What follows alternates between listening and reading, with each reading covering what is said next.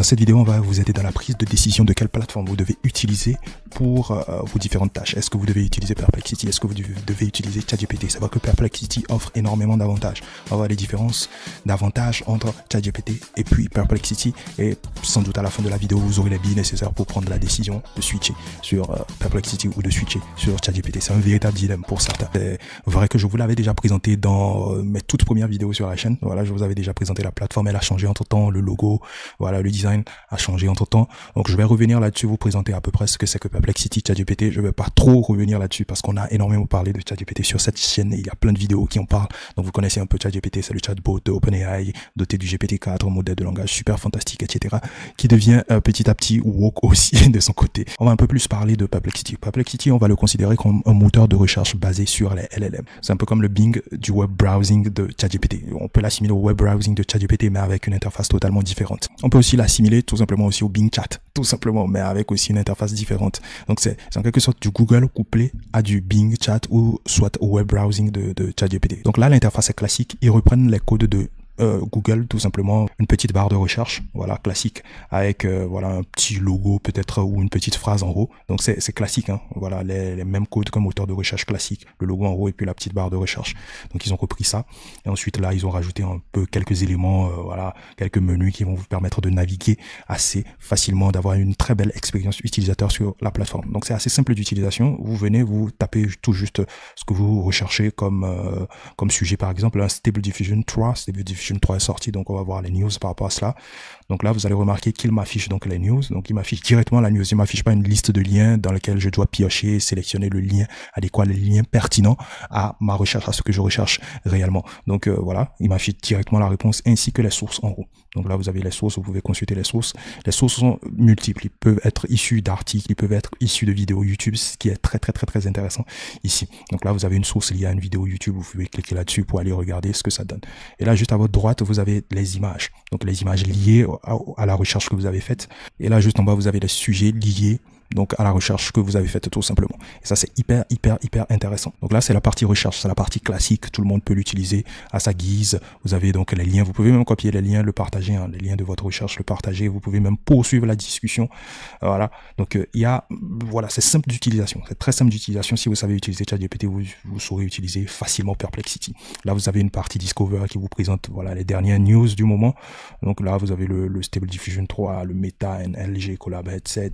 Donc vous avez les dernières news du moment ici. Vous avez Gemma qu'on va aborder peut-être dans une prochaine vidéo. Donc ce qui nous intéresse dans cette vidéo, c'est un peu plus la partie pro. La partie pro. Lorsqu'on va dans la partie pro, là, on voit directement les avantages de Perplexity Pro. Donc la version gratuite, vous pouvez déjà l'utiliser. Vous avez vu que vous pouvez déjà utiliser donc la version gratuite de Perplexity sans problème, sans rien payer. C'est un peu comme ChatGPT. Il y a une version gratuite au grand public et ensuite il y a une version payante. Et c'est pareil. Ils ont repris le même process que ChatGPT. Ici, c'est à $20 par mois et $200 par an. Donc voilà, donc vous payez $20 par mois et puis vous avez accès à énormément d'avantages comparé à ChatGPT. À vue d'œil, c'est énormément d'avantages comparé à ChatGPT parce qu'on a accès à plusieurs modèles de langage fermés. On a accès aux modèles de langage comme le GPT-4, le Claude 2.1 et donc les Perplexity for Improved Answers, c'est-à-dire des fonctionnalités de Perplexity qui améliorent donc les réponses que vous avez tout simplement en sortie. En plus de ça, Perplexity est doté de modèles de langage open source totalement gratuits. Vous devez aller sur labs.perplexity.ai et vous aurez accès à cela. Je vous l'avais déjà présenté dans plusieurs de mes vidéos, comment accéder donc aux nouveaux modèles de langage qui sortent. Donc là, vous avez les différents modèles de langage open source qui sortent et donc vous pouvez venir sur cette plateforme et le tester tout simplement. Et ça, c'est ce qui est très intéressant avec Perplexity. Il y a une diversité de modèles de langage qui est présente sur la plateforme. Maintenant, en plus de ça, vous pouvez donc utiliser donc les fonctionnalités de multimodalité de Claude et du GPT-4, qui sont les deux modèles fermés essentiellement présents dans le package pro de Perplexity. Donc là, vous avez les images, les documents que vous pouvez uploader, analyser, etc. Le GPT-4 Vision aussi y est présent. Donc tout ce que vous avez comme fonctionnalité du GPT-4 du côté de OpenAI, vous les avez ici, tout simplement. En plus de ça, côté API, vous avez $5 donc sur la partie, vous avez $5 de crédit gratuit sur la partie API. Donc si vous voulez utiliser leur API, leur LLM, etc.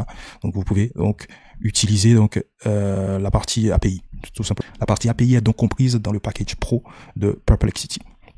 Maintenant, on va revenir, on va recentrer le sujet après que je vous ai présenté déjà Perplexity et ses différentes caractéristiques. N'hésitez pas à y faire un tour, hein. C'est un super outil, hein. Franchement, c'est un outil que j'utilise au quotidien. C'est dans le top 3 de mes outils que j'utilise au quotidien. Donc, n'hésitez pas à aller regarder. C'est ultra intéressant. La version gratuite, même déjà, vous permet de faire énormément de choses. Donc là, on a Perplexity, on a ChatGPT d'un côté. Quel est l'avantage? Quels sont les avantages de ChatGPT? Donc on le liste, en le listant juste comme ça, je peux dire que dans ChatGPT, on a déjà le GPT-4 qu'on retrouve dans Perplexity. Donc ce sont les avantages communs qu'ils ont.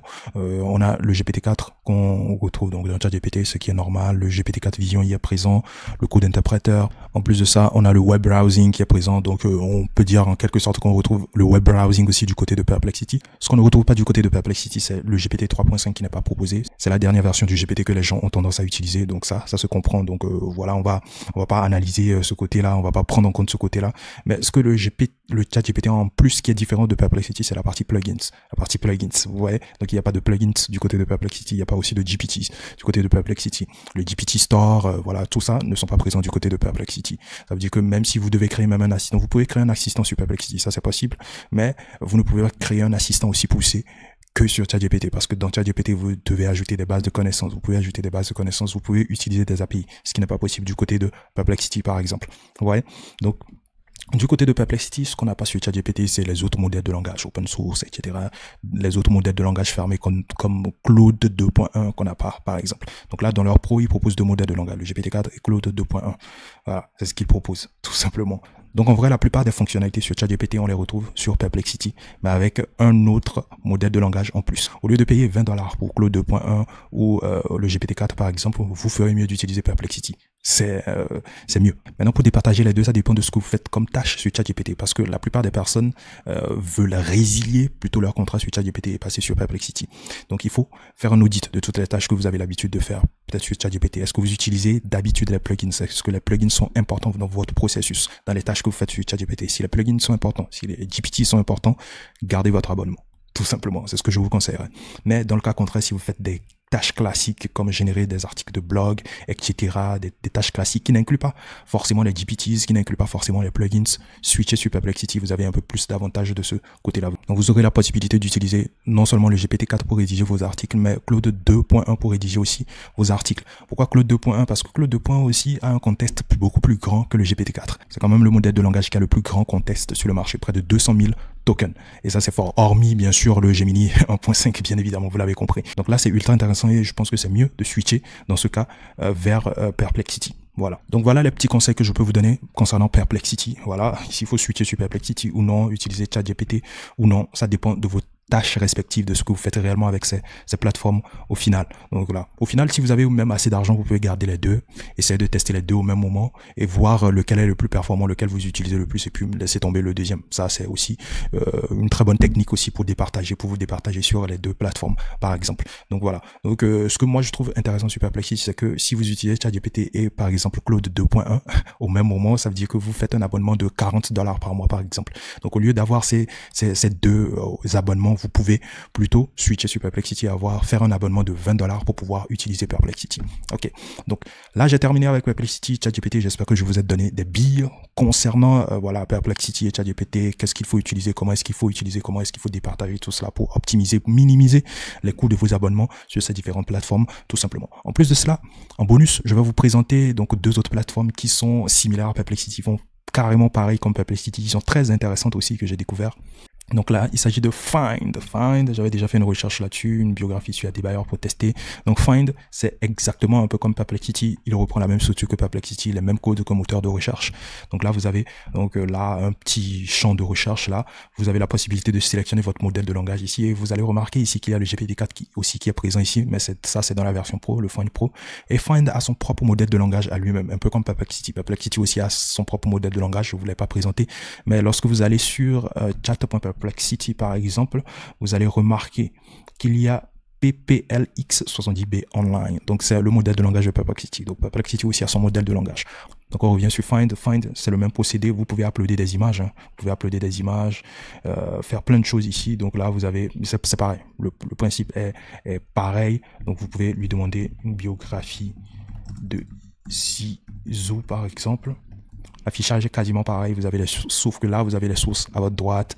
Voilà. C'est, bon, ils ont géré l'affichage autrement, mais c'est quasiment le principe est quasiment pareil. Et là, vous allez voir qu'ils ont intégré même des images, même dans ce qu'ils vous présentent comme résultat final. Et ça, c'est ultra intéressant. Donc, n'hésitez pas à y faire un tour. Vous avez une partie rewrite qui vous permet tout simplement de reformuler votre recherche, ce qui vous a présenté comme résultat. La deuxième plateforme que je vais vous présenter, c'est Como. Como aussi, c'est similaire, mais je trouve que Como est mieux en termes d'interface, etc.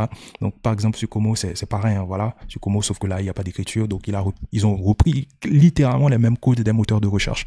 Donc voilà, là, sur Como, vous pouvez demander n'importe quoi, hein. Voilà, si je fais un check, latest news, donc là, j'ai les résultats tout de suite des news concernant voilà, la sphère des IA génératives. Donc, j'ai un résumé de tout ce qui se passe dans la sphère des IA génératives, et ça c'est ultra intéressant. J'ai les images j'ai des articles plutôt à ma gauche que je peux essayer de checker, hein, voilà, les opinions sur ce que j'ai demandé comme recherche par exemple.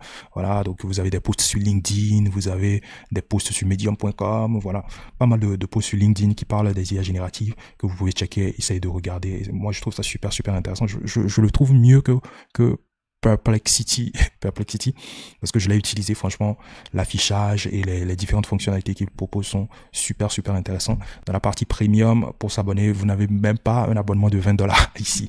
Donc, vous avez donc $8 par mois, $15 par mois, et puis après, je vous laisserai le soin d'aller voir donc les différentes caractéristiques de ces abonnements. Ensuite, si vous êtes business, vous voulez utiliser leur API, donc vous pouvez les contacter tout simplement. Franchement, voilà un peu les moteurs de recherche basés sur les LLM que j'avais envie de vous proposer en plus de Perplexity. J'espère que ça vous aura aidé. J'espère que vous allez utiliser ces outils, essayer de faire un comparatif de ces outils, voir lequel vous sied le plus pour pouvoir voilà, l'intégrer dans votre processus, dans vos activités quotidiennes tout simplement.